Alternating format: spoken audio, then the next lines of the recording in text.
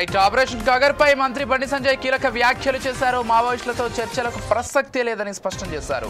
తుపాకీతో అమాయకులను చంపారని ఆయన అన్నారు. మావోయిస్టులపై గతంలో కాంగ్రెస్ నిషేధం విధించిందని కేంద్ర మంత్రి తెలిపారు. పలు పార్టీల నేతలు మందు పాత్రలతో మావోయిస్టులు పేల్చి చంపారని అన్నారు. ఇన్ఫార్మర్ల పేరుతో గిరిజనులను అన్యాయంగా చంపేశారని కేంద్ర మంత్రి ఆవేదన వ్యక్తం చేశారు.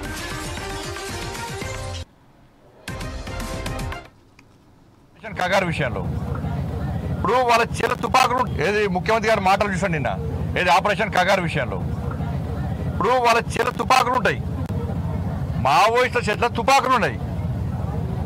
దాన్ని రాష్ట్ర ముఖ్యమంత్రి గారు ఏమంటారు, సామాజిక కొంత చూస్తూ ఉంటారు. ఇది ఎక్కడ పద్ధతి? వాళ్ళ చేతిలో తుపాకులు ఉన్నాయి, వాళ్ళు మైండ్స్ని పెట్టిండ్రు పోలీసులు చంపడానికి.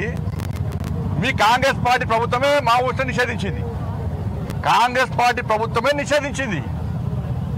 మీ ప్రభుత్వం మీ పార్టీ నిషేధించినటువంటి దాన్ని మీరు పడుచుకోకుండా దాని సామాజిక కొంత రాష్ట్ర ముఖ్యమంత్రి చెప్పడము, మంత్రులు దీన్ని ఖండించడము, ఇది మంచి పద్ధతి కాదు.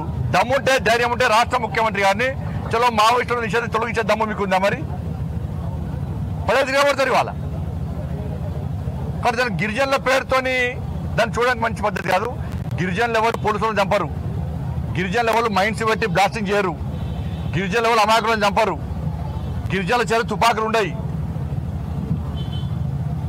కాబట్టి అనేక మంది అమాయకులను చంపిర్రు. దాని మీద ఈ సంఘాలు ఎప్పుడు మాట్లాడాయి. ఇవాళ వచ్చి ఇలా చర్చలు జరపాలంటే తుపాకీ చేతిలో ఉన్నటువంటి వ్యక్తులతో నిషేధింపబడిన సంస్థతోని ప్రభుత్వం ఏ విధంగా చర్చలు జరపాలి దాన్ని చెప్పాలి. 10 లక్షల మంది మద్దతు ఒక తీర్మానం చేస్తున్నాం, ఆపరేషన్ కగార్ ఆపాలి. 10 లక్షల మంది వచ్చిన మీటింగ్ ఊచకోత జరుగుతుంది, ఛత్తీస్గఢ్ లో కర్రెగుట్టలో ఊచకోత జరుగుతుందని చెప్పేసి కేసీఆర్ అంటున్నాడు. ఇక మళ్ళీ చెప్పాలని చెప్పేసి రేవంత్ అంటున్నాడు. ఇప్పుడు అనుభవం మాకే ఉందని కాంగ్రెస్ నేతలు అంటున్నారు. ఈ నాయకుడు ఒకటే నేను స్పష్టంగా చెప్తున్నాను, ఇద్దరు నాయకులకు చెప్తున్నాను, మీరు పోటీ పడి వాళ్ళకి సపోర్ట్ చేసే ప్రయత్నం చేస్తున్నారు. ఇవాళ మహాముత్తార మండల్లో ఒక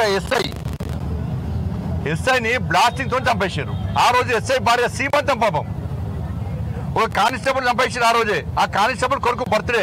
మరి ఆ రోజు కేసీఆర్ గారు వేరు, రేవంత్ రెడ్డి గారు వేరు. వాళ్ళ దూరదర్శన్ రిపోర్టరు ఆడ టెలికాస్ట్ కవరేజ్ కోసం పోతే ఆయన చంపేశారు లక్షలు. మరి ఆ రోజు కేసీఆర్ గారు ఎందుకు మాట్లాడలే, ఈ సంఘాలు ఎందుకు మాట్లాడలే, రేవంత్ రెడ్డి గారు మాట్లాడలే? అరే వరంగల్ జగన్మోహన్ రెడ్డి మా కార్యకర్తను చంపేశారు, జాతీయ జెండా ఎగురేసి చంపేశారు, అప్పుడు ఎందుకు మాట్లాడలే? వీళ్ళు మౌసూని ఓటు చంపేశారు, అప్పుడు ఎందుకు మాట్లాడలే? రామన్న గోపన్న చంపేశారు, అప్పుడు ఎందుకు మాట్లాడలే? మీ కాంగ్రెస్ పార్టీ నాయకులను చంపేశారు చాలా మంది. ఏది ముఖ్యమంత్రి గారి మాటలు చూసాను నిన్న ఏది ఆపరేషన్ కగారు విషయంలో ఇప్పుడు వాళ్ళ చేత తుపాకులు ఉంటాయి,